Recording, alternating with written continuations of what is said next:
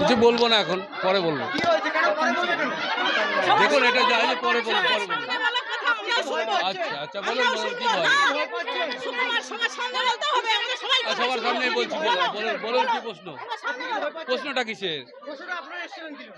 আমরা তো আসিনি, আমরা এক জায়গায় মিটিং করছিলাম। আমরা মিটিং করবো না কেন? আমাদের কর্মীদের মিটিং ছিল। গ্রামবাসীর অভিযোগ করছে আপনাদের এখান থেকে টাকা বিলি করা হতো। না ভুল কথা। এখানে খুলনা অঞ্চলে একটা প্রবলেম ছিল, খুলনা অঞ্চলের প্রবলেম নিয়ে আমরা একটা মিটিং করছিলাম।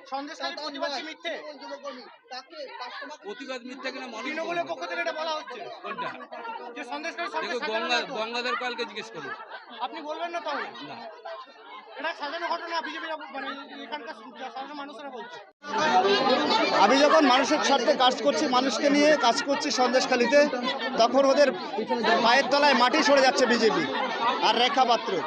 সেই জন্যে বাইরের অঞ্চল থেকে সব মহিলাদের নিয়ে এসে আচমকা আক্রমণ করা হলো। দেখুন, আমরা একটা মাঠ পিটিশন জমা করিয়েছি, আর দিলীপ মল্লিকের অনুপ্রেরণায় এই দিলীপ মল্লিক, গবুর রয় এবং সৈকত দাস, বাবু মণ্ডল, আমাদের এখানে মন্টু মাইতি আছে এবং সৈকত দাস ওনার নাম, এবং ওনারা যেভাবে মানুষের উপর অত্যাচার করছে এই দিলীপ মল্লিকের অনুপ্রেরণায় আগে যারা ছিল শেখ শাহজাহান, উত্তম সর্দার আর শিবু হাজরা প্রসাদ, এনাদের জেলে যাওয়ার পরে আবার এনারা মানে জেগে উঠেছেন। তো এনারাও খুবই তাড়াতাড়ি জেলে যাবেন। আমরা ওনাদের বিরুদ্ধে, দেখুন পুলিশ তো আমরা মাস পিটিশন জমা দিয়েছি, অবশ্যই বলেছে ওনারা এফআইআর এগেইনস্টে।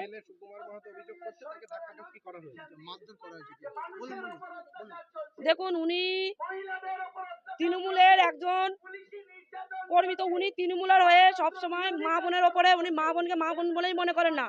প্রথমত মা বোনের গায়ে নিশ্চয় ধাক্কাধাক্কি করেছে, ওই জন্য মা বোনেরা ধাক্কাধাক্কি দিয়েছে। এটা অস্বাভাবিক ব্যাপার না, কখনো নয়। দেখুন আজকে যদি একটা ভদ্রলোক যদি একজন মায়ের ওপরে হাত দেয়, অবশ্যই সেই মায়ের অধিকার আছে তার ধাক্কা দেওয়ার, অবশ্যই অধিকার আছে।